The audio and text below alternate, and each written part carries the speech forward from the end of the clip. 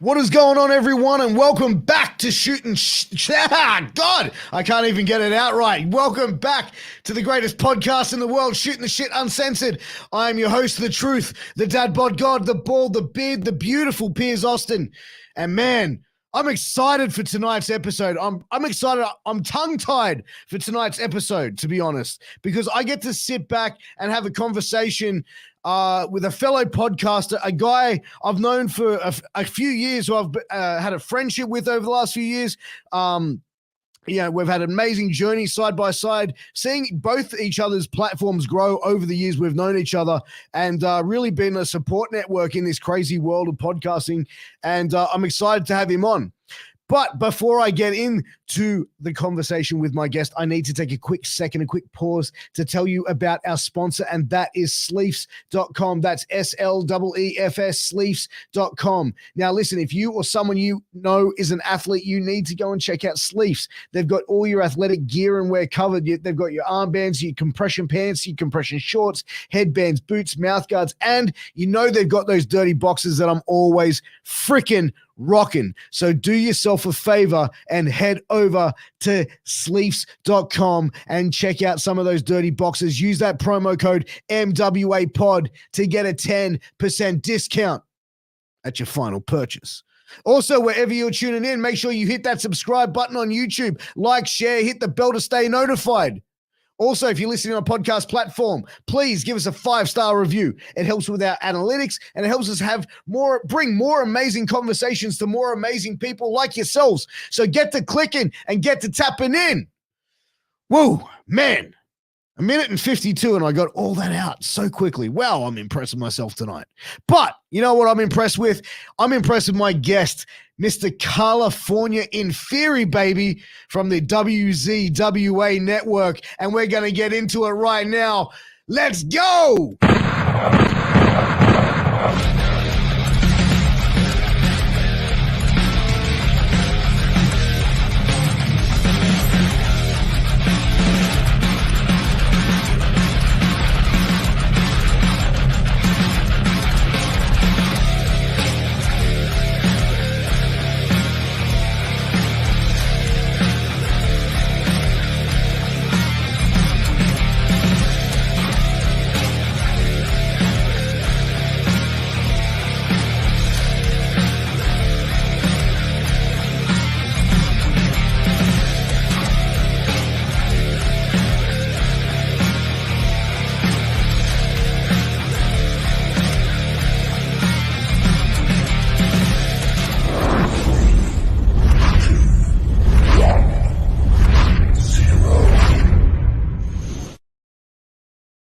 Boom. Welcome back to Shooting the Shit Uncensored, and I am with one of my most favorite people in the entire world, and I know I say that about every guest I have on, but this time I actually mean it, Mr. Karlifornia Infirri. Welcome back to the podcast, brother. How you doing? I'm good, bro. How you doing?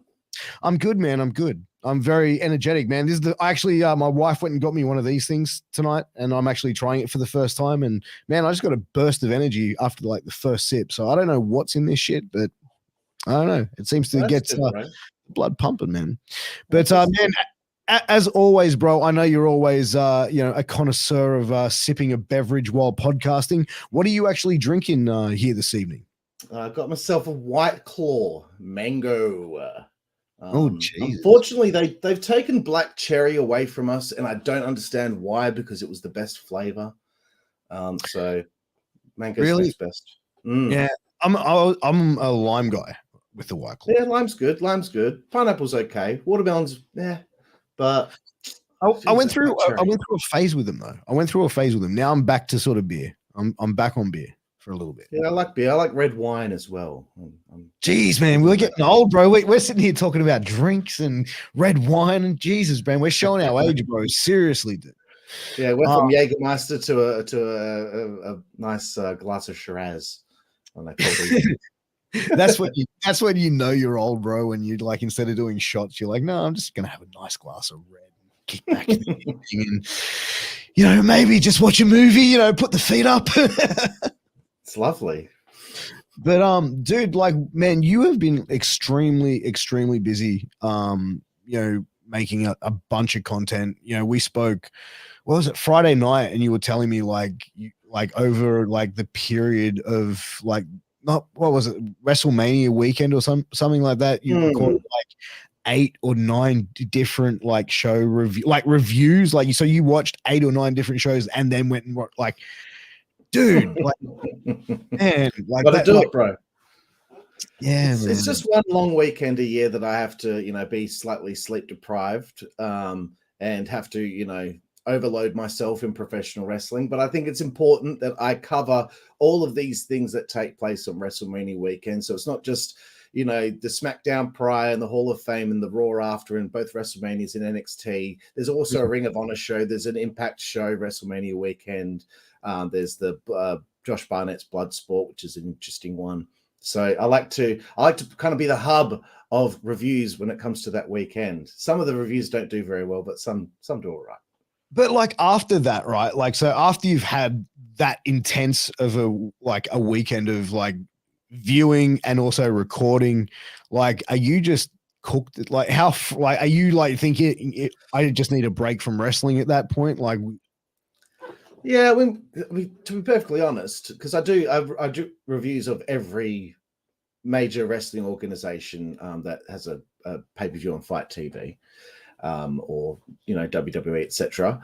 But because sometimes there could be a gap of 5-6 weeks between some of these pay-per-views, so there's always these times where I'll have like a good amount of time away from watching it, but then all of a sudden shit will hit the fan, and all of a sudden I'll have 3 pay-per-views to cover in a weekend or something along those lines. So you know, it happens. You know, the week after WrestleMania, actually, the NWA put on a pay-per-view, so I didn't get to escape from it for too long, but I like doing it. Yeah, well, that's the thing, man, is as long as if you can enjoy doing it. But like, do you find like which particular bits of content do you find like get the most type of traction though for your channel? Like, is it more the interviews or is it more like the reviews and stuff like that? It's a bit hit or miss sometimes. I don't know. I've still never really been able to figure out YouTube and the algorithm and all that stuff. I tried different things. I tried posting things at different times of the day. Maybe we have more of an American audience, so maybe I should be posting things at, you know, 7 in the morning, which would be 7 p.m. at night for them. I don't know. But, you know, sometimes a review will really pop off. Like I do reviews of XPW, because no one else will dare. But I do them. Yeah, bro. As soon as I heard the story about the needle through the dick, bro, and hey, man, Big Joe, dude, I enjoy his work, bro. I think he's a decent worker. I like his stuff. But like, as soon as I heard that, I'm like, nah, man, nah. Like that's a line I don't really, you know what I mean? Yeah. I mean, I thought it was funny. It was a bit messed up, but you know, because no one reviews them, those reviews tend to get nearly, you know, between 500 and 1,000 views, which might not sound like a lot, but for me, that's a lot on our channel, you know, because, you know, sometimes we'll put in a lot of effort with a video game. We'll play a video game for like 3 hours. We'll edit it down into a nice little 20-minute video, and that takes time. That takes a lot of time, and then you post that on, and then you get like 30 views in 7 days. You're like, man, when is this shit gonna pop off already? You know? But that's the thing, man. Like, I learned very quick that was, you know, for me was like, I always felt, like with the numbers and stuff like that, the more you analyze them, the more like it fucks with your head, if that makes sense. Like, it really sort of messes with you, like, and to the point where you just go, like, it is what it is. Like, just if I focus on making good content, and it's like, it's hard not to look at them, because I feel like as creators, as people who are like putting out content on a weekly basis and sometimes daily basis, you know, we do sort of overlook those sort of things, go, man, like, why isn't getting it? But like, you know, I think over time, like, if you look at like where, like, we both started around the same time, and like, I think where our channels are pretty much, I think you have about 100 more subscribers than me, or like 200 more, or something along those lines, or whatever.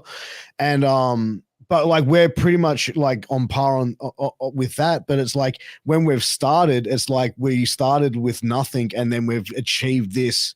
Whereas like, you see a lot of other channels don't get to that. So, you know what I mean? Like, that's one way of doing it. And I see when you get to the stages that we're both at, it's like, okay, well, at least we've been able to put out compelling content enough that people are going to be able to like consistently want to come back and watch.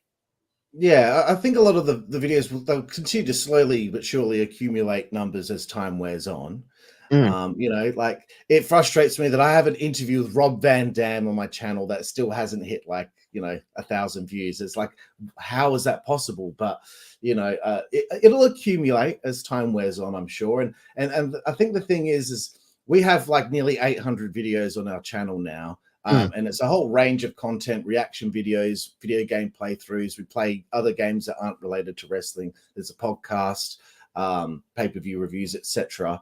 And I figure when someone finally discovers the channel, they're going to be like, awesome, I've got 800 videos to sink my teeth into for the next couple of years. So, you know, that stuff's always going to be there. So I guess I should look at it more positively than being like, darn it, why is this interview not popping off? Oh man, you create a back catalog, man. And you know, I've seen, you know, my content, like certain stuff like in my past just get a resurgence out of nowhere. That sort of just happens. And I feel like a lot of people, it's just, I think if you're consistently putting out a content at a certain quality, you're going to grow. You're going to get that sort of growth from that. You know what I mean? But it has to be consistent quality content. Yeah, absolutely. Every single time. Consistency is best. 100%.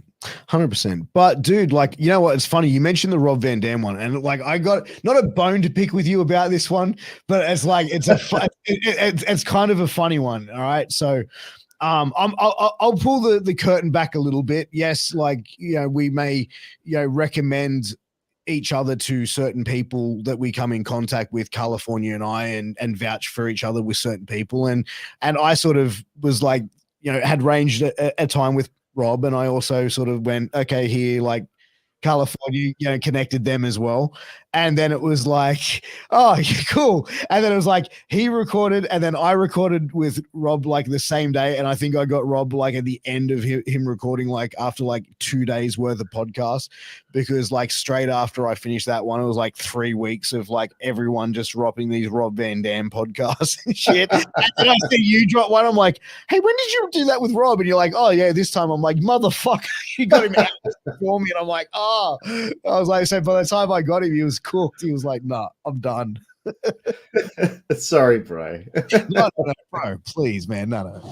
Hey, man, that's how the game is. I still got a good conversation with him about it. So, you know, what do you like? Like you were mentioning a recent one that you just did. The person was like played Stephanie McMahon's dog walker on WWE television. She was a personal trainer. Oh, she was like a psychotic fitness instructor. Her character name was Muffy. She was only on television with, you know, Stephanie for about 2 weeks or so, but she had been on the road for several weeks prior to that doing like promos off the air, you know, just to get herself, you know, comfortable talking on the mic in front of the crowd and all that. Yeah. But, you know, she's got a unique story, and it's, you know, I like to interview people like that because she was only on television for a couple of weeks. And when I saw her, I was like, why didn't they do something else with her? Like, what was the story with all that? So I found out that she's been a stunt woman for the last 23 years or so. And, you know, she was on Battle Dome and all of these cool things. And yeah, she's like a superwoman. So that interview is actually dropping in like about 2 hours my time. Well, there you go. Straight after they finish here, they can go over and check out that, man. So that's quite a night of evening viewing for the audience here, really. But dude, I have to like, was she a professional wrestler? Was she training? Like, what was her go? Yeah, she trained with UPW, which is a company that John Cena trained with at one stage. Out in California or some shit. Yeah, right? I think so. Yeah, and I believe that the original idea was that she and Trish Stratus were going to be brought to television together, something like that. But she might have debunked that in the interview. It was a few weeks ago that I did it, so you know, I'll watch it again and then I'll find out the actual answer to that. But yeah, that was the rumor that they were both supposed to come onto TV together. But I guess they put Trish with someone else and put her with Stephanie. But she was very funny. She's very cool lady to talk to. Yeah. But I bet like she would be like so into that sort of conversation as well, because she probably doesn't do many podcasts. No, she was. I think the first thing she said to me was, "I don't know how interesting this is going to be because I was only there for a cup of coffee." But I'm like, trust me, everyone's story, no matter how minuscule in comparison to people that have been in the business for 30 years, everyone's story is interesting.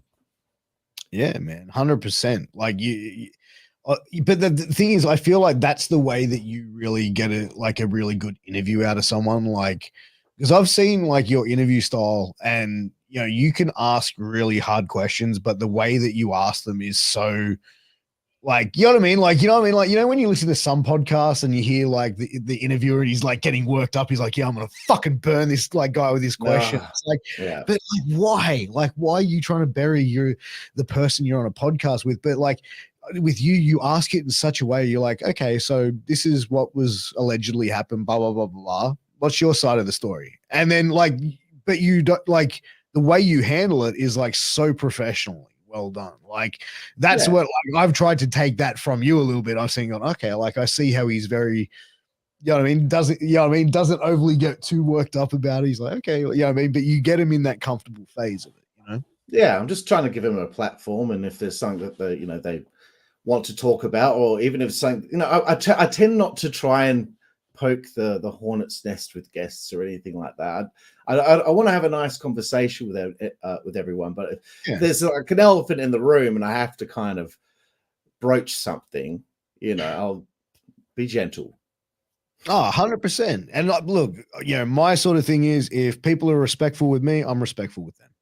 You know what I mean? Like, if they want to turn up and be disrespectful on my podcast, you know what I mean? I'm not going to be like yell and swear and carry on. I'd probably make amazing content if I did, but like, you know what I mean? That shit would get exhausting after a while. You know what I mean? I'd be like, yeah, you know what I mean? But like, in the same sense, I'm not going to sit there and just, bow my head down either. Yeah. Like, I remember once I interviewed Rip Rogers, and because I had to, yeah, I had to do it like it was a voice conversation. There was no video. He didn't do video. So I had to call his phone from my computer on Skype so I could record it. And because I was calling from my computer from Australia to his phone number, it said on his phone that it could be a possible scam call. So because of that, he taught me a new asshole, the likes I've never had before. Really? I think he said, "I swear to God, motherfucker, if you fuck me on this, I will cut your fucking dick off." And I was like, shit, what do I do? What do I do? And he's like, just get on with the interview. Just get on with it. He's like real pissed off. But and then immediately I just went into it, ladies and gentlemen, welcome to the Insider's Edge, just no-sold it. Yeah. And really, bro, fuck. He ended up having some fun together on that episode. And then Ben Harmeen was the one that kind of helped me out with Rip there to get that interview. And so I told Ben afterward what had happened, and Ben just found it hilarious and said to me that he thinks that Rip was just fucking with me. Yeah. It's funny because Ben, who's a great friend of mine, mentor, and someone has definitely helped me along the way, and a lot of other people as well in this world. And I could imagine him just popping at that, just going, fucking God. You know what I mean? Like, I'm surprised he didn't start working you as well, going, bro, like, you're not going to scam him, mate. Like, man, it was something that I got to tick off the bucket list that I didn't even know was going to be on there, and that's to get chewed out by Rip Rogers. I loved it. Got chewed out by Rip Rogers. Yeah, dude, fuck, that's wild, man. Yeah, like that was kind of like, when I had Johnny Rods on, like he sort of was like, I'd ask him a question and he'd sort of start telling a story and then going down these paths, and it's just like, man, it's Johnny Rods. What am I going to do? You know what I mean? Am I going to interrupt this? Like, no, I'm just going to let the man talk. Like, just let him go. Yeah. But yeah, but the story that you get out of him, like, you ask it one simple question and you just sort of get it flowing. And it's like, but with guys like that as well, they're so old school as well. Like, they're like, you can see the little bit of hesitation at the beginning going like, oh no, like, yeah, people say you're cool. Like, okay, I get, you know what I mean? Like, and then we get into the conversation and he sort of starts relaxing a bit more and stuff like that. It's interesting because I find myself before I begin the interview and the person pops into the Zoom call with me, I find myself I'm not myself. I'm a bit jittery, a bit nervous, and they probably think to themselves, hopefully this isn't going to go too badly. I can be a little bit awkward, but as soon as the red light's on and I'm in that interviewer mode, then we connect immediately, and the real me comes out. I don't know what it is, but just one of those things.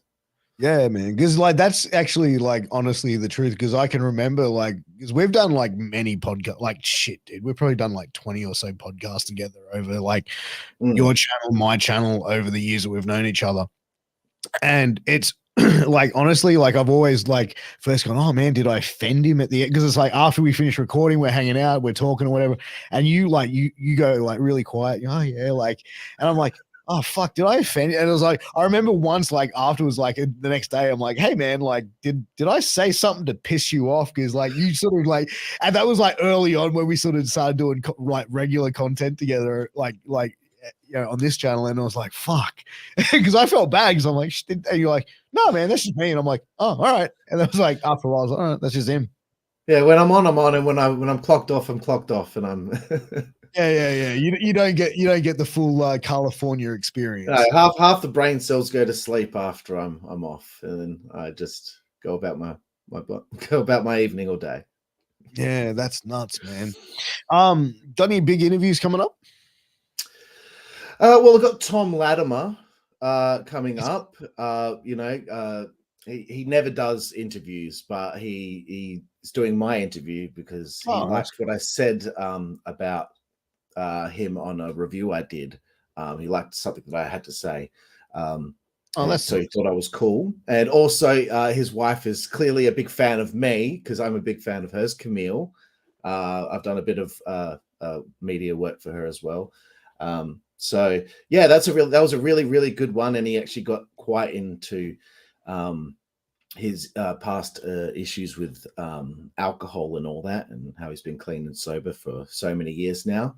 So that was kind of like, one of those interviews that becomes like an interview with Oprah in a way, like you get that real deep thing. And it was good of him to kind of lay it all out there and explain exactly what because I wasn't even going to ask about any of that stuff. He naturally went down that road, so I followed along. Oh, of course. I mean, when they go down that road, you got to sort of like continue it. Otherwise, you just look like a dick if you just like, oh, anyway. So, back to. Yeah, I wanted to get to the happy ending part because he had already started talking about how it had affected his career. But I also got, what else have I got in the can? I got an interview with Joe Feeney from Keeping It 100. Just having a chin wag with another podcaster that's like we're doing right now. And I should be interviewing Brian Nobbs on Wednesday evening my time, I believe. I'm still waiting to hear back from him if he's got this studio that his friend has sorted out so he can have proper audio. So that'll be fun. So, you want to hear a funny Brian Nobbs interview story? Okay, yeah. So I remember seeing a live interview with Brian Nobbs, and he's drinking throughout the whole thing. And then the interviewer asked him a question, and you see Brian Nobbs just going, no. No. Yeah, and he passes out drunk. Oh, shit. And the interviewer's like, what do I do? And I'm just sitting there going, that is the wildest friggin' shit that you'll ever see. I'm hoping he behaves himself with me. It'll be Wednesday morning his time, so hopefully that's a little too early for that. Yeah, hopefully, man. Hopefully you haven't got him on a 3-day bender. Oh, man. Oh, bro. This is why he's a nasty boy. Hey, bro, if that happens, would you put the content out? Probably not. I probably cut it off before. If it happened, I'd cut it off before then. I wouldn't release something like that. Yeah, no, fair enough, man. I'd be.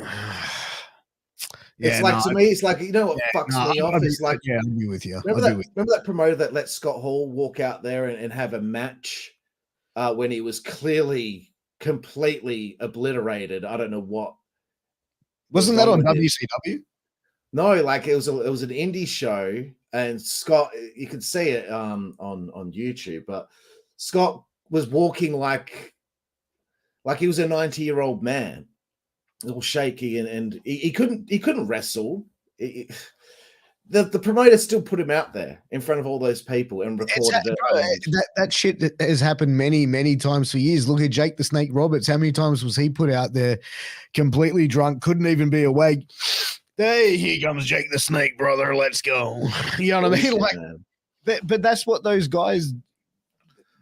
That's the way that the business kind of rolled back then, and for a way, like, it's kind of scary to think that they could get in there and perform at that level as well. But I mean, like, we've seen video footage of the performances aren't that great, and I'm sure, like, both, it before they're, Scott Hall before he passed would probably regret that, and I'm sure, like, even Jake the Snake regrets a lot of that stuff as well. So, you know what I mean? Like, you can't blame those guys, but I feel like there also needs to be someone who can, like, a promoter should be able to go, hey, this doesn't look right. This is not cool. This is not good for their legacy. But, also they've promoted said person, you know what I mean? Have them go out there, cut a promo, do whatever, or just get something done quick, and, you know what I mean? And get them out of there. If they're paralytic, though, if they can't. If they're paralytic, bro, then you've got a duty of care. You know what I mean? Like, exactly. Yeah. But that's, and you know what, even Keanu in the comments said TNA and Jeff Hardy Victory Road incident, prime example of that. And, to be honest, we've heard Bischoff tell that story about that, which I'm not going to go into. I'm sure everyone can go and find his take on it on other places. But, he's turned around and said he couldn't find Hardy on that day. So, and then, next thing you know, he's walking out there like, you know what I mean? Like on a national television thing. I don't know if that's 100%. Fuck. Yes. It's some messed up stuff, isn't it? Yeah. But look, I doubt very much, like, it could be accurate. I don't know. I wasn't there. Like, who am I to really sort of make claim or say judgment to such things? You know what I mean? Like, the only people who would know were the people that were backstage and the people that were there that day and around. So,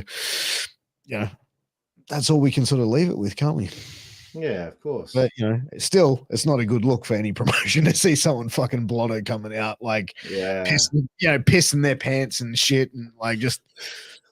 But you know what? Like, what about when they put it into storylines? That's kind of worse, though, right? I don't know about that. Well, what's Chunk Dog saying?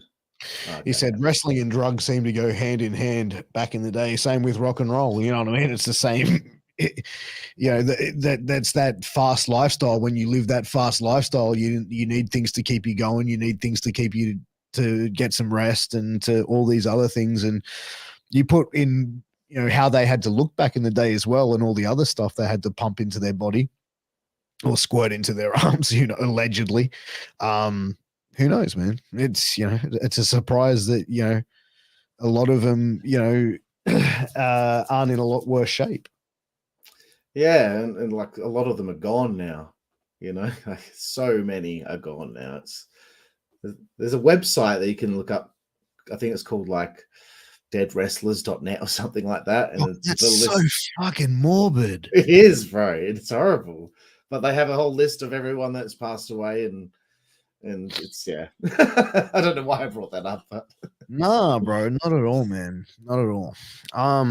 Dude, I'm gonna address the elephant in the room here. So like the other day, I was sent a post or a website article from someone. And I opened this article as about a former WWE star living in Australia. And it was, in this article, it was comments made by Karlifornia. And I'm going, Karlifornia from WA. Well, I've got a good friend, Karlifornia Infirri, so I'm starting to put two and two together pretty quick. You know what I mean? Like, I'm not the brightest, I'm not the sharpest tool in the shed, bro, but, I'm pretty cluey when it comes to certain things. So straight away, I'd contact you going, hey man, I just got sent this, like, what the fuck? Like, you know what I mean? Like, and you were like, yep.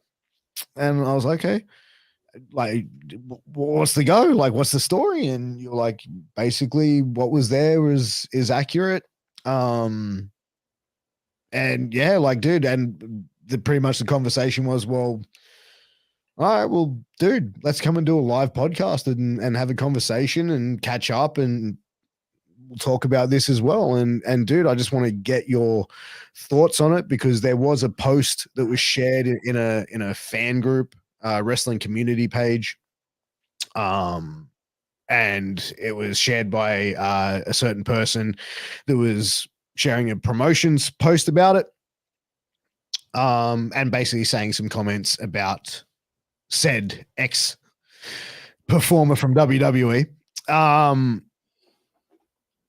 And basically outing them for a series of things of accusations in a predatory nature, a grooming nature of young children, of teenagers.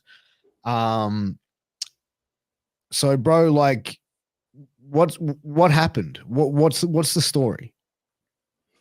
Okay, so I did an interview. I think it was 2016. Because I know it was quite soon when I was about to finish up my time as a backyard wrestler. I remember that was around that time. But there was a time prior to that, 2013, 2014. I started doing a little bit of pro wrestling whilst I was also doing backyard wrestling at the same time. Now, I'd already previously been a pro wrestler, a weekend warrior, let's just say that, in 2010 to 2011. But I didn't really enjoy the experience, so I went back to backyard wrestling with my friends. So anyway, this all has a point. So 2014, there was a wrestling company here in WA that they actually contacted me and asked if I wanted my backyard fed to be their developmental, which is ridiculous. It's pretty wild. Like, come on, you and me are both in our 40s now. We look at that and go, huh, what? That's actually, I'm not in my 40s, bro. I thought you were older than me. Mid 30s, thank you, Piers. Mid 30s. Oh shit, I'm sorry. Anyway, please continue. I don't need to cut you off.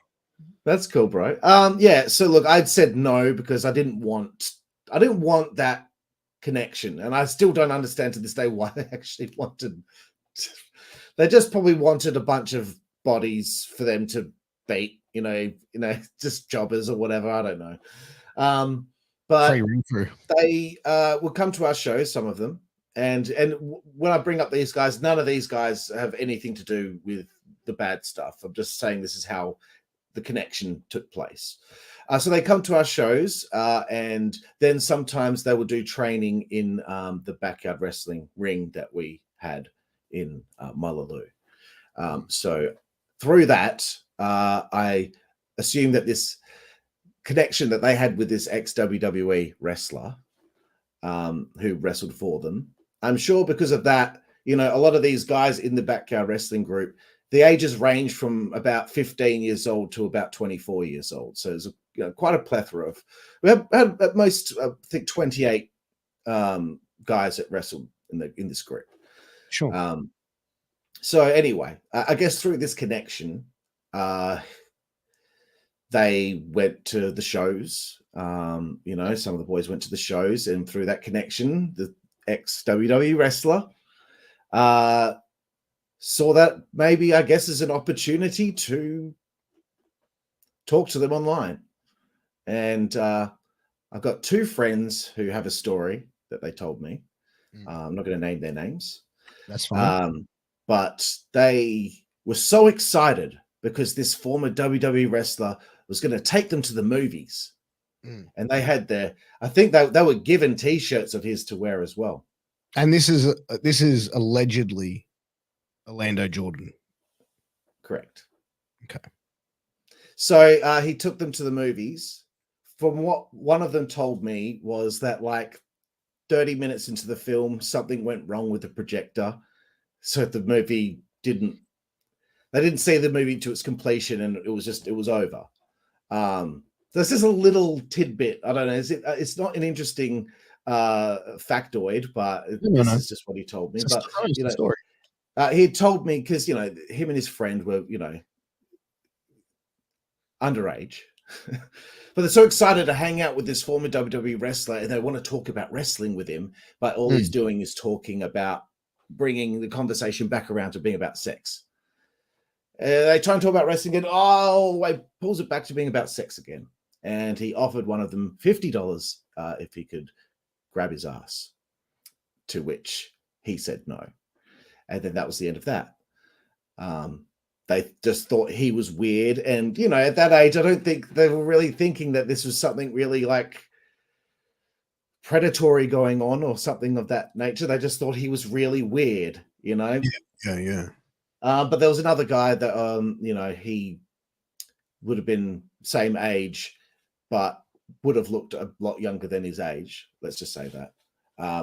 He was the one that was more so in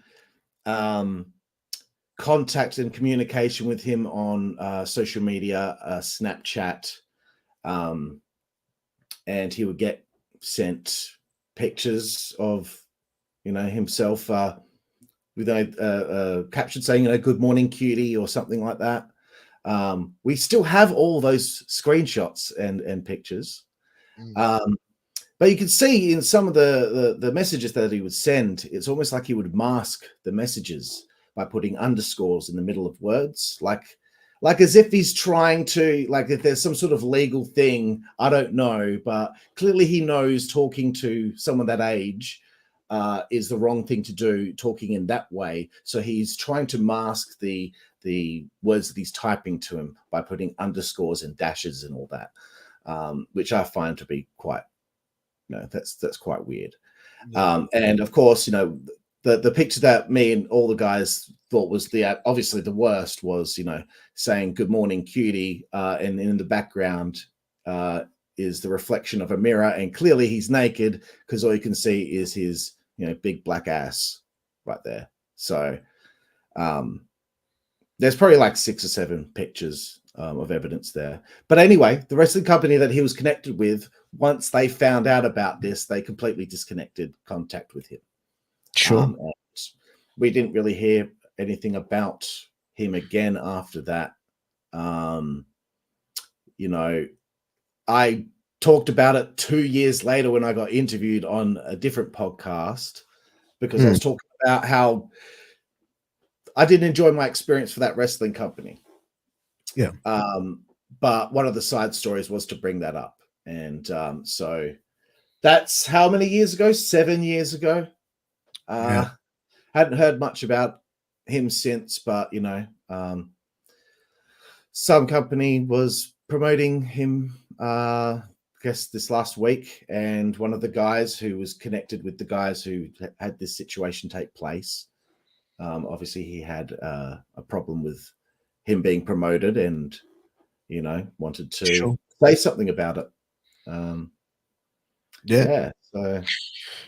mean, he took to before he went to social media, did he try and, if he tried to message the promotion or try and, have an open form of conversation about it and providing proof? I know he posted initially on the announcement.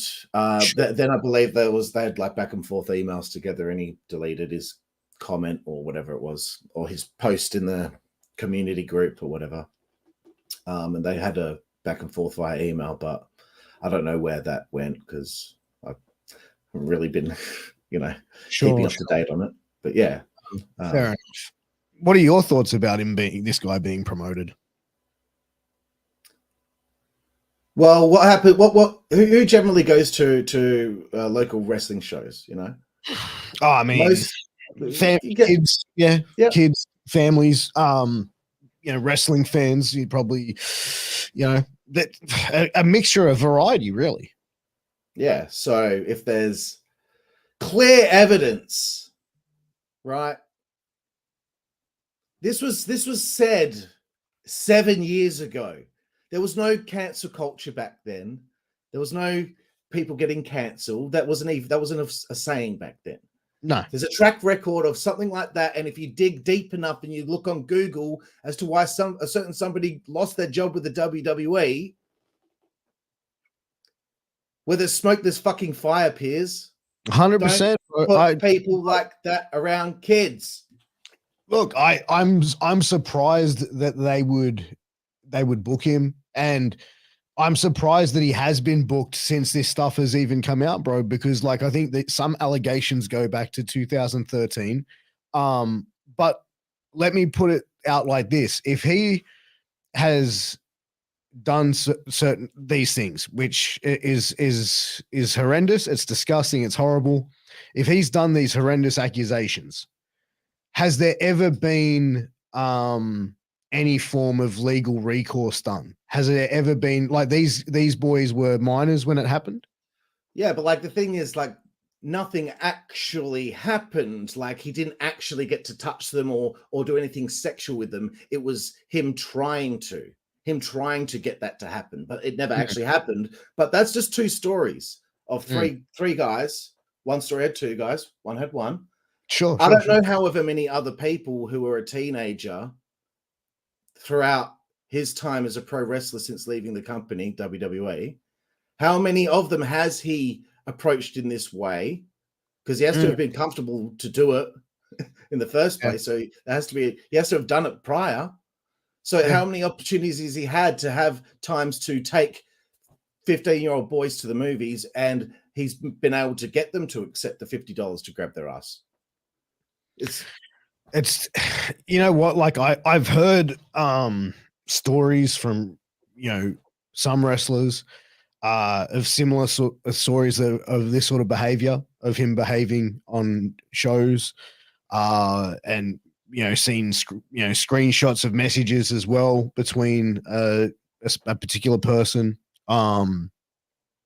you know, and like aggressive hitting, you know what I mean? Like, not like violently aggressively, but you know what I mean? Like, you know, when you're single, you're hitting on a chick or a woman, sorry, and like, you know, she's not vibing it. So you just go, all right, this is getting like, all right, she's not feeling this, I'm out. You know what I mean? But like, it's almost like that was the sort of thing you could see. And it was like, he just was persisting on it, if that makes sense. Yeah, no, I get you. But like, I agree, man. I don't think that someone like this should, you know, that should be around in that situation. No, I don't. I think it's like, why would I make it up? What do I gain from making it up out of the blue? Bro, you know what? I've known you for what, nearly going on 3 to 4 years, bro, and like we've had many conversations over those years, bro, and like I doubt very much that it is like that you are, like, you know what I mean? Like, why would you lie to me about this? Why would you come on a podcast and lie to do something to someone who has done nothing to you? I don't think you would. Right. And while the lads, you know, tell me made up stories with such intricate details, like the film, the projector at the cinema broke down, you know, it's such intricate details. Why was it $50? Why was it not $100? The details are too specific when I get told these stories and I get shown this evidence. And this is so long ago, bro. This is nearly 10 years ago this all happened. And the fact that bro, like, these accusations are there. Like I was reading an accusation of like the reason he got sacked from WWE is because he had like young males around him all the time, or like, I don't know. There was a story I was about a young male with him on the road. Yeah, like, it's, you know what I mean? Like, that's like, I don't know, man. That's some creepy sort of stuff. That's really creepy, man. Like, that's weird. And that, you know what? As a parent, that makes my skin crawl, bro. Like, it really does. It really just makes my skin fucking crawl. Yeah, it's gross, bro.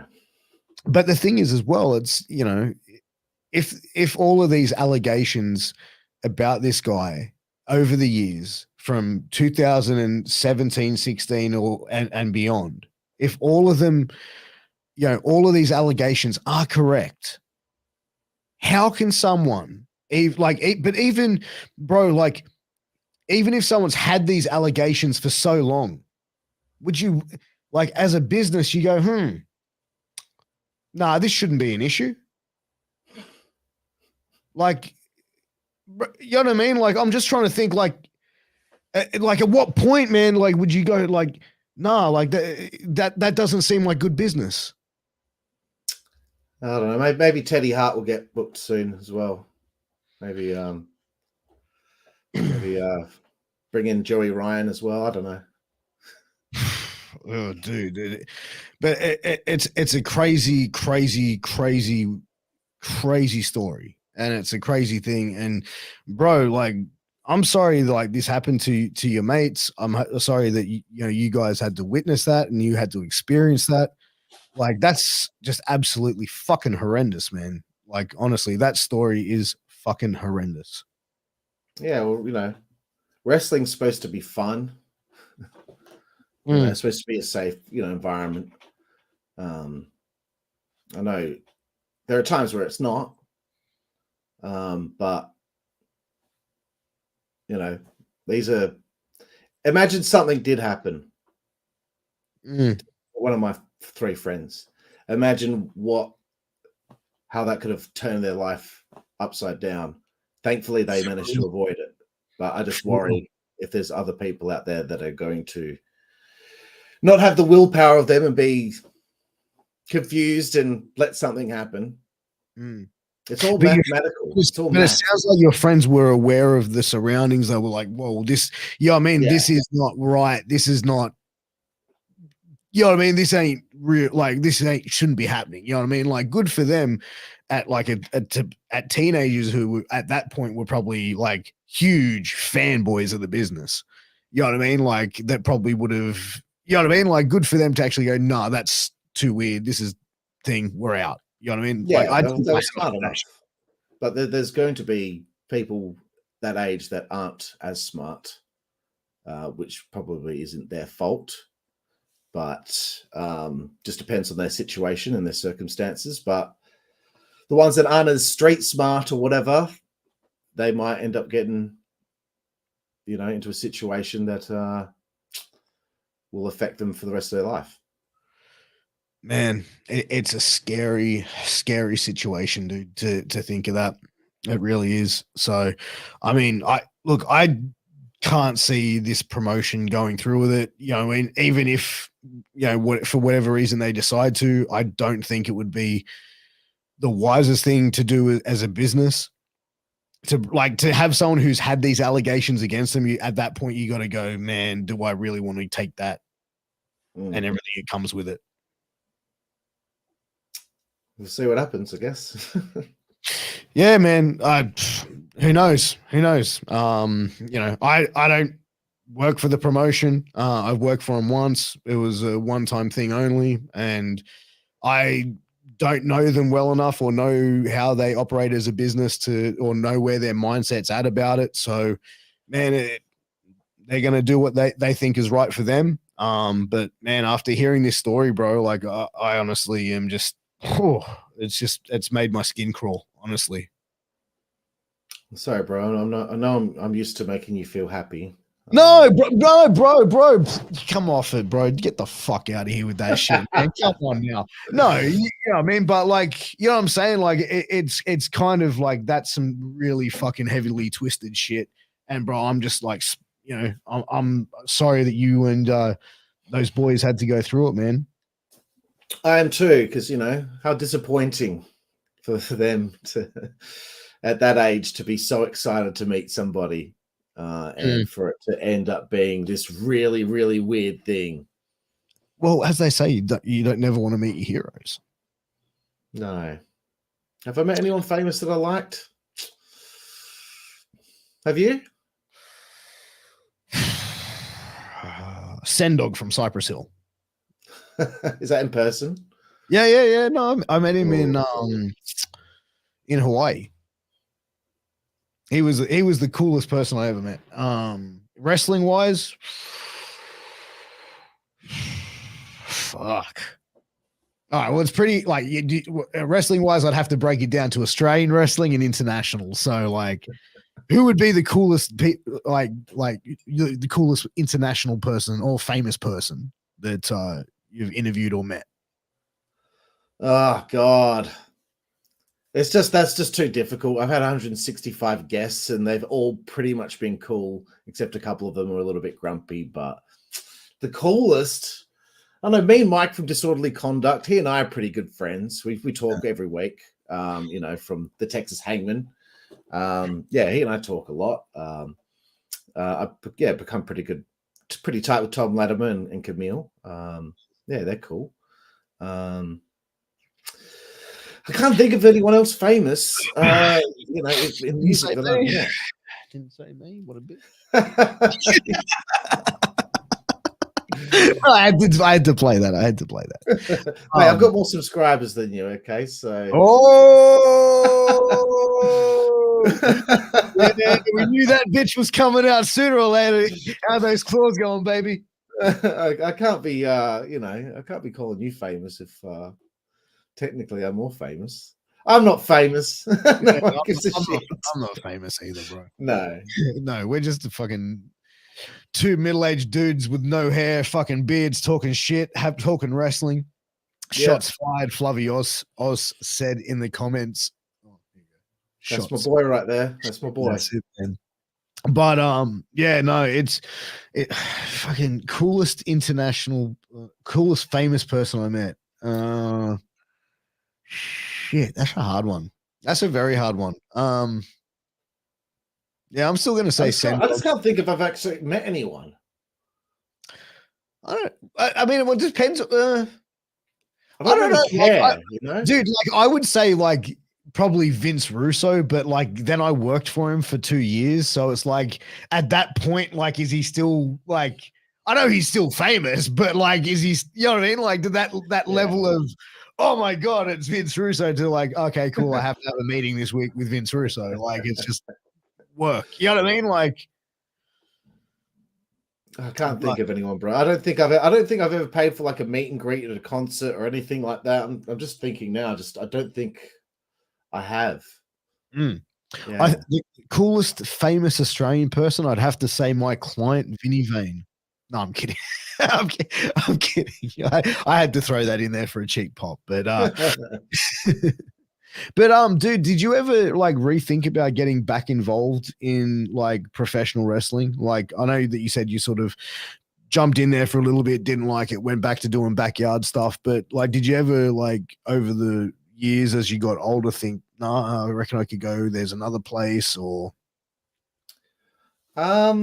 no, I never really wanted to wrestle again.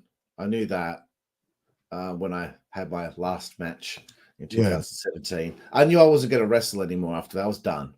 But I wanted to at least like kind of help behind the scenes a little bit in any way I possibly could. So I did do a little bit of work with EPW. I did a bit of video editing for them, and I believe I made the main event hype package for Reawakening 16, I believe. Oh, nice. So I did a little bit of work for them there, but then I actually was like, oh, you know what? I'm hell burned out on wrestling right now. So I kind of stepped away from it. I just had enough of wrestling for a bit. And now look at me doing 8 shows over WrestleMania weekend. But like recently-ish, I kind of tried to see if I could, I don't know, just help with ideas for a local company. And just pitch ideas for vignettes or stories or angles or just little nuances that they can add to all the characters on their shows, maybe the way that the shows are presented or formatted. I don't know. But I wrote a whole bunch of notes. I sent them along. He really liked the notes, but I said to him, like, you don't need me. You're doing fine. You don't need me. Like, this is a family show. A lot of my ideas will be a bit more edgier, a bit more, kind of that ECW blood and guts kind of. I don't know. That's more what I would be interested in. Those kinds of stories that they told in ECW, etc. But it's like it's family friendly show, and I'm like, I can't. They're doing fine. They don't need me. So that was the only thing I really wanted to do. Because it gets to a point sometimes when I hear from friends that are currently in pro wrestling, they tell me like conversations that they have with the bookers or the creative team behind these local wrestling companies. And the stories that I hear just piss me off. They piss me off. Why do they piss you off? Because they're stupid. Okay, can you give me an example of one in particular? Right, like if I had it in front of me right now, what my friend had told me, I'll read it verbatim. But they think that they're actually in like the wrestling business, and that their company is like seen by thousands, millions of people. They do like one show every 6 weeks, and they're talking to my friend about, we want to do this with you. And, so if you can come up with an idea for a name here or there, then we'll use that, and we're going to try and get you over with the audience. And I'm like, get you over. Get you over to who? Fucking 60 people. That's not what getting over means. Getting over means that you are box office, that you are selling merchandise like fucking hotcakes, that you're on television every week. That's getting over. Okay? Stone Cold was over. Wrestling in a fucking local, putting a wrestling ring on a basketball court in a local YMCA, whatever, and you draw 60 people to your show and they react to someone. I swear to God, I hope they don't walk away thinking, yeah, we got him over, didn't we? It's stuff like that. This is the delusional state that a lot of these people are in, just because they've watched a lot of wrestling. They're a big fan of wrestling. They bought a wrestling ring. They did training, and maybe they're very good at wrestling. Maybe they've actually learned all the laws and intricacies of what you do in the ring. That does not fucking equate to you having a creative mind that can write stories, angles, and come up with character development for 20 plus different people, maybe even more on your roster. It does not equate to it. Just because you watch it, just because you love it, doesn't mean that you are capable of writing for these people. A la fucking Tony Khan is a very good example on a grand scale. That man should not be doing that job. Some people, it's just not, you can't put a square peg into a round hole, my friend. I think, like you mentioned, like Tony Khan, and like I honestly think like AEW appears to a niche wrestling audience. I just don't think it's like a worldwide, or you know what I mean. Like I just don't think it's that. You know what I mean? Like the times I have watched AEW, it just seems the shows are very. It's almost like an indie on a champagne budget. You know what I'm saying? It irritates me. It irritates me. But yeah, like I had another friend who was wrestling, and I'm not calling anyone out or anything, but it was just one thing that really frustrated me was that like he didn't have a proper ring name yet. He was just known as his name. Let's just say his name was Todd. Todd. Okay. Yeah, let's just say okay. His name was Todd, but he wanted to have a surname. And every time he pitched a surname to the people in charge, they said, oh, no, we don't like that surname. But they failed to fucking just sit there for 10 fucking minutes with the guy to come up with a surname for his wrestling character. He ended up just being known as Todd for like a year. And I'm like, it takes fucking 10 minutes, not even that, to just sit down, have a list, and fucking pick something. Make an effort. Stop worrying about your friends and their angles and your own angles. Everyone deserves something. You have these people that half the time they are paying to be a wrestler. A lot of the companies now do pay the guys after the shows and all that. The guys and girls do get paid. Yeah. But back in 2010, 2011, when I was doing it, no one got paid, but you had to pay your monthly training fees, which you paid forevermore, because they need an influx of money to keep the company growing, of course. But you have these local wrestlers who spend their time, spend their money to do training 2-3 nights a week. They go on show day, they go put the ring in the truck, they go to the arena, they unload the truck, they set up all the shit. They're not just wrestlers, they're also the whole, production crew setting things up. They put their time and effort into it. The least the fucking person in charge of writing the shows could do is give these people the time of fucking day and come up with something fucking decent for all of them. That's what annoys me about it, is a lot of people out there are pretenders who think that they fucking know what they're doing. And it's just unfair for the wrestlers that they want to do something. They want to have fun. They want to stick their teeth into something creative. They don't want to just be a body out there, just going out there and having a wrestling match. A lot of them like storylines and angles. Sorry that I got so passionate there, bro. But like, it's a double-edged sword, and let me like bounce off the other side of that, and like a different mindset from that is sometimes on the show, like you just might not necessarily need a storyline. We just need this to happen, and we need this from you. And it doesn't mean it's a storyline. It doesn't mean it's an angle. It's just, we need you to go out there and have a match against this person, and that's it.